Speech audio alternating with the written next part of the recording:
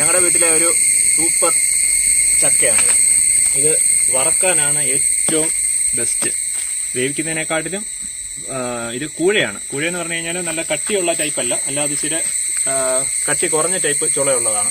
ഇതിന്റെ പ്രത്യേകത എന്ന് പറഞ്ഞു കഴിഞ്ഞാൽ വറുത്ത് കഴിഞ്ഞാൽ നമുക്ക് ഉപ്പേരി തികയത്തില്ല, അത്രയ്ക്ക് ടേസ്റ്റാണ്. ഇത് വർഷങ്ങൾക്ക് മുമ്പ് ഇത് വിത്തിട്ട് തന്നെ കിളിപ്പിച്ച ഒരു പ്ലാവാണ്. ഇതിന്റെ ഏറ്റവും മുകളിലേക്ക് വരുമ്പോഴാണ് ഇതിന്റെ ചക്കയ്ക്ക് ഈ വലിപ്പമൊന്നുമല്ല, ഇതിന് കുറച്ചുകൂടെ വലിപ്പം കൂടും. ഇതൊരു ഞെടുപ്പയിലുള്ള ചക്കയായിരുന്നു, അതാണ് സൈസ് ഇത്രയും വന്നത്.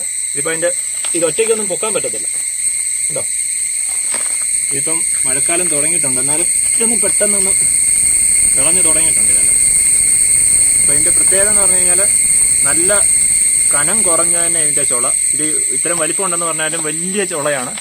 അതേപോലെ തന്നെ എന്നാൽ വലിയ കട്ടിയില്ല. സാധാരണ നമ്മൾ വറക്കാൻ ഉപയോഗിക്കുന്നത് ഒരുപാട് കട്ടിയുള്ള ചുളയാണെങ്കിൽ അതിന്റെ ഉപ്പേരിക്ക് ഒരുപാട് കട്ടി കൂടുതലായിരിക്കും. പക്ഷെ ഇതെന്ന് പറഞ്ഞു കഴിഞ്ഞാൽ ഏറ്റവും നൈസായിട്ട് തന്നെ നമുക്ക് അരിഞ്ഞെടുക്കാം.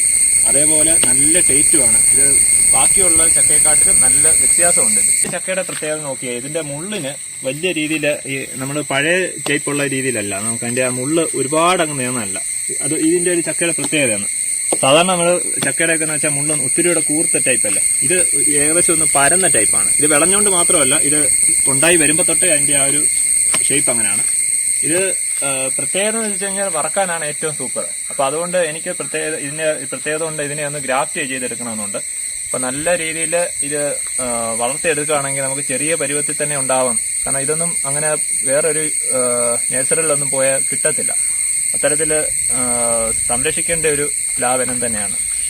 ഇതുപോലുള്ള ചക്കകളൊക്കെ പോയി കഴിഞ്ഞാൽ നമുക്ക് പിന്നെ ആ ഒരു പ്ലാവ് നഷ്ടപ്പെട്ടാലും പിന്നെ അതിനെ പുനരുജ്ജീവിക്കണമെങ്കിൽ നമുക്ക് അങ്ങനെ ഒരു ഓർമ്മകൾ മാത്രമേ ഉള്ളൂ. അങ്ങനെ എത്രയോ നല്ലതിനും പ്ലാവുകളൊക്കെ നഷ്ടപ്പെട്ടിട്ടുണ്ടാവും. നമ്മുടെ നാട്ടിൽ നിന്നൊക്കെ ഇപ്പോഴും പലരും പറഞ്ഞേക്കാം നല്ല വരിക്കപ്ലാവും നല്ല കൂഴപ്ലാവും ഒക്കെ ഉണ്ടായിരുന്നു. അവര് ഇപ്പൊ ഈ കഴിച്ചിരിക്കുന്ന ഈ ബാക്കിയുള്ള പ്രശസ്തമായിട്ടുള്ള ഇനങ്ങളെക്കാട്ടിലും ടേസ്റ്റ് ഉണ്ടായിരുന്നു. പറഞ്ഞിട്ട് കാര്യമില്ല, അതെല്ലാം വെട്ടി നശിപ്പിച്ചു.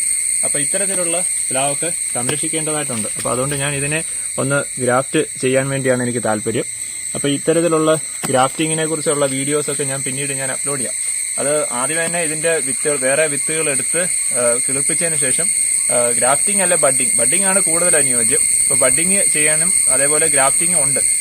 പ്ലാവിൽ കൂടുതലും ഗ്രാഫ്റ്റിങ്ങിന് ആണ് ഇപ്പോഴത്തെ നല്ല രീതിയിൽ റിസൾട്ട് കിട്ടുന്നതെന്നാണ് അറിഞ്ഞത്. ഞാൻ യൂണിവേഴ്സിറ്റിയിൽ ഒരിടത്ത് പോയായിരുന്നു. അപ്പൊ അവിടെ ചെന്നപ്പോഴും അവർ പറഞ്ഞത് ബഡ്ഡിങ്ങിനെക്കാട്ടിലും നല്ലത് ഗ്രാഫ്റ്റിംഗ് ആണ്. പക്ഷെ ബഡ്ഡിംഗ് ആകുമ്പോൾ കുറച്ച് വേഗത്തിൽ തന്നെ കായ്ച്ചു കിട്ടും. എന്നാലും ഇതിനെ ഒന്ന് ഗ്രാഫ്റ്റ് ചെയ്തെടുക്കണമെന്നുണ്ട്. ഇതിനിപ്പോ നല്ല പ്രായമുള്ള ഒരു പ്ലാവാണ്. അത് ഇതിന്റെ പ്രത്യേകത എന്ന് വെച്ച് കഴിഞ്ഞാൽ ഞങ്ങളുടെ നാട്ടിലെ ഒരു പ്രായമുള്ളൊരു അപ്പൂപ്പനുണ്ടായിരുന്നു. പുള്ളിക്കാരനാണ് ഈ പ്ലാവെല്ലാം വെച്ചത്. അപ്പൊ അദ്ദേഹത്തിന്റെ പരിപാടി എന്ന് പറഞ്ഞു കഴിഞ്ഞാൽ പിന്നെ വിത്ത് കണ്ടെത്തിയിട്ട് അതിനകത്ത് നിന്ന് വരിക്കയും കൂഴയും കണ്ടെത്തുന്ന ഒരു പരിപാടി ഉണ്ടായിരുന്നു. അപ്പൊ അദ്ദേഹമാണ് ചെയ്തത്. ഈ ഒരു പ്ലാവ് വെച്ചപ്പോൾ തന്നെ ഇതിന്റെ കൂട്ടത്തിൽ തന്നെ ഒരു വരിക്ക ഉണ്ടായിരുന്നു. ആ വരിക്ക കാറ്റത്ത് ഒടിഞ്ഞുപോയി. അതിന്റെ കൂട്ടത്തിൽ നിന്നാണ് ഈ കൂഴ.